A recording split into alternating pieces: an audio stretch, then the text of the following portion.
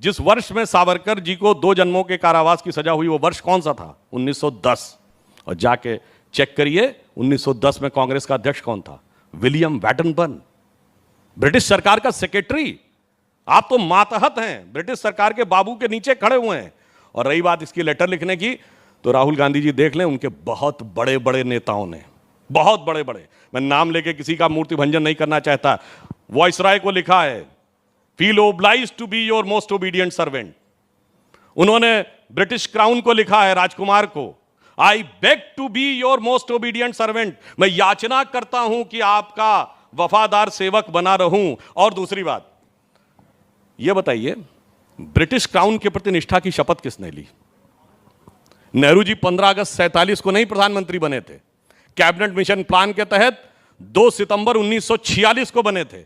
आज प्रधानमंत्री शपथ लेता है तो राष्ट्रपति शपथ दिलाते हैं और क्या कहता, मैं विधि द्वारा स्थापित भारत के संविधान के प्रति सच्ची श्रद्धा रखूंगा। 2 सितंबर 1946 को नेहरू जी ने किसके प्रति निष्ठा की शपथ ली थी?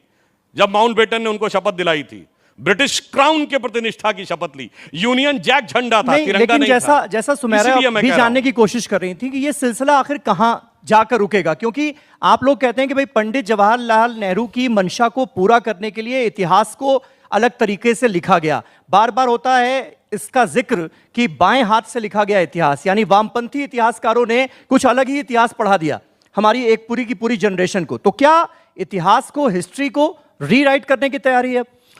देखिए, एक तो होता है हिस्ट्री को बदल दिया गया, एक होता है टोटल झूठा इतिहास पढ़ा दिया गया, टोटल।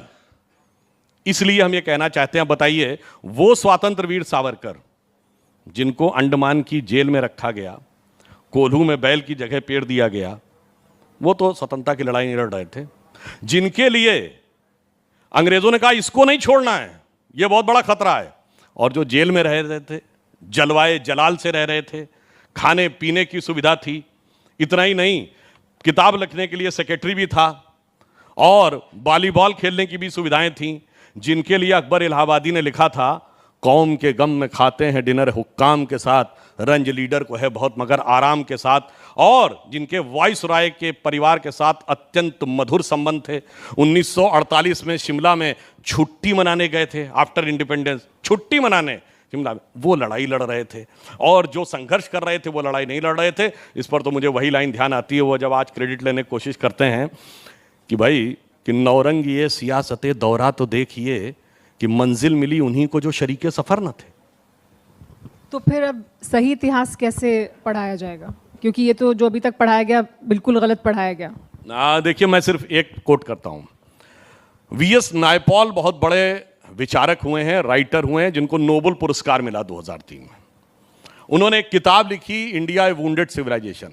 उन्होंने कहा भारत दुनिया का इकलौता देश है जहां अपने लिखे इतिहास को प्रामाणिक नहीं मानता है, विदेशियों के लिखे इतिहास को प्रामाणिक मानता है।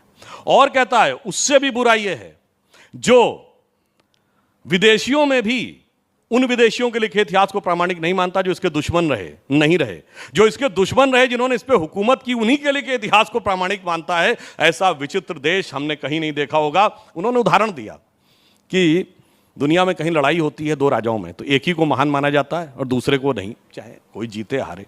उसने कहा यहां जनता महाराणा प्रताप को महान मानती है और किताबों में अकबर महान है, जनता छत्रपति शिवाजी को महान मानती है, किताबों में औरंगजेब महान है। उसने कहा ऐसा विचित्र इतिहास लिखने वाला दुनिया में कोई और दूसरा देश नहीं है, इसलिए उन्होंने लिखा था वुंडेड सिविलाइजेशन है।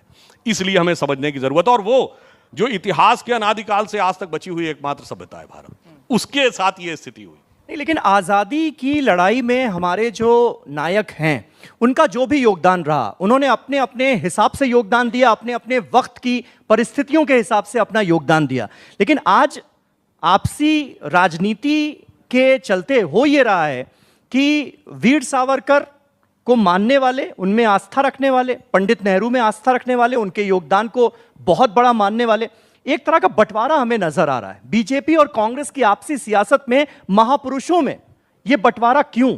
देखिए, ये बंटवारा पहले नहीं था जब तक आप समझदारी के साथ राजनीति कर रहे थे। मैं उदाहरण देना चाहता हूं, 26 मई 1920 को यंग इंडिया में महात्मा गांधी ने पूरा एक आर्टिकल लिखा जिसका शीर्षक है सावरकर ब्रदर्स। जी।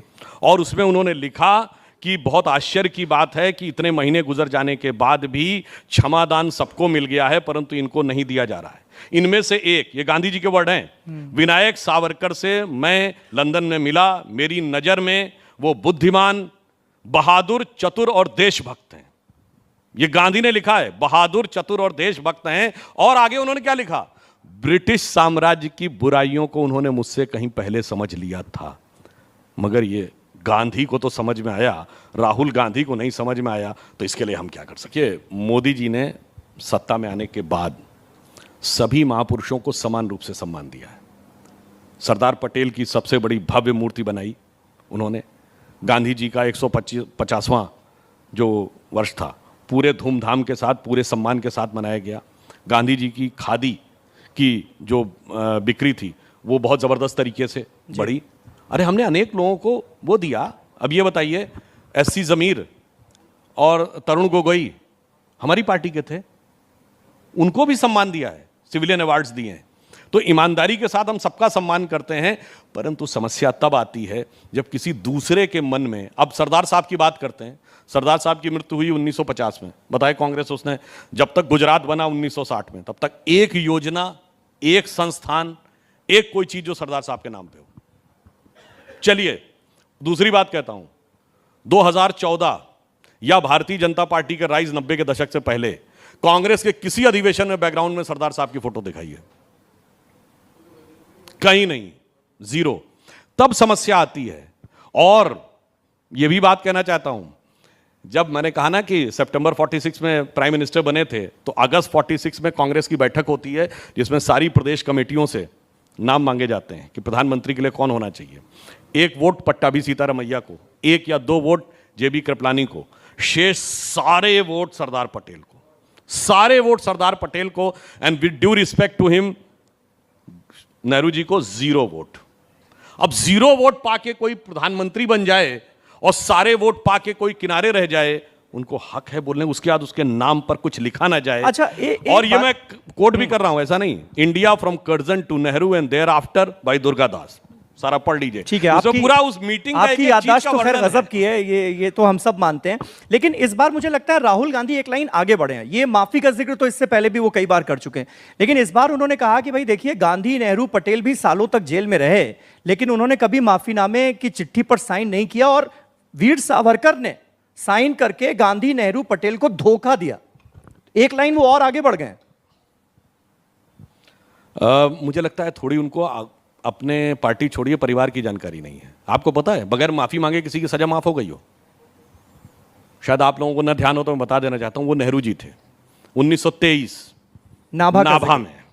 और नाभा में केवल 3 घंटे के अंदर, और ये मैं कोट कर रहा हूं के संथानम, जो कांग्रेस के बाद में कैबिनेट मिनिस्टर बने, उन्होंने अपनी किताब में, जो उनके साथ जेल में थे नेहरू जी के साथ, उन्होंने अपनी किताब हैंडकफ्ड विद नेहरू में लिखा है कि नेहरू जी को इतनी तकलीफ हो रही थी कि उनके पिताजी ने, यानी मोतीलाल नेहरू जी ने, वॉइस रॉय से संपर्क किया।